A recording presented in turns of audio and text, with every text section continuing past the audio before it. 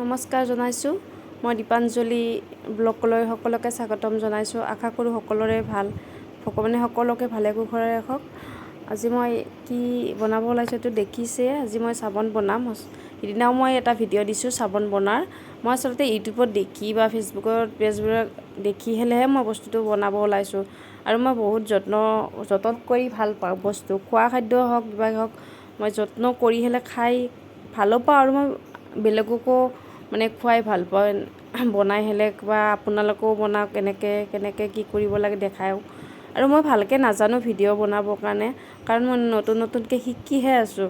তাতে ভুল হ'বও পাৰে, ক্ষমা কৰিব। আজি মই বনাম এল'ভেৰা আৰু নিম পাতৰ ৰসৰে 3 পিচ বনাম। আৰু এয়া মই অৰ্ডাৰ কৰি আনিছোঁ ফ্লিপকাৰ্টৰ পৰা চব বেচটো, আৰু এইটোও মই আনিছোঁ। সকলোৱে বনাই আছে, আপোনালোকে ঘৰত ব্যৱহাৰ কৰিবৰ কাৰণে আনিব পাৰে। আৰু এই পিচ বনাম মই আলুৰ ৰসেৰে, আৰু মই তাত অকণমান কফি দিম। কফিটো মই দেখাব নহ'ল।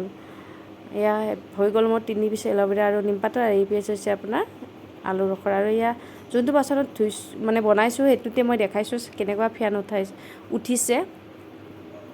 আশা কৰোঁ ভিডিঅ'টো ভাল পাব, আৰু নাজানিলে মোক শিকাব বা ভুল হ'লে ক'ব। মই যাতে নতুনকৈ কৰি আছোঁ। আৰু মোৰ ইউটিউব চেনেলটো সকলোৱে যাতে মৰম দিয়ে আশা কৰিছোঁ। আৰু লাইক কৰিব, শ্বেয়াৰ কৰিব, ছাবস্ক্ৰাইব কৰি দিব যোনে নতুনকৈ চাই আছে। অলপমান আপোনালোকৰ আশীৰ্বাদ পাওঁ বুলি আশা কৰিছোঁ। এয়া মোৰ 1 ঘণ্টামান পিছত মোৰ হৈ গৈছে চাবোনটো। এয়া দেখিছে ইমান ধুনীয়া হৈছে, সঁচাকৈ মৰম লগা। আৰু কেমিকেল নাথাকা বস্তু ব্যৱহাৰ কৰিবলৈ ভালেই, সকলোৱে কৰিব পাৰে। এয়া 3 পিচ চক আৰু এই পিচ আলু, ইমান ধুনীয়া কালাৰ হৈছে আৰু টাইটো হৈছে। সঁচাকৈ বহুত মৰম লগা হৈছে।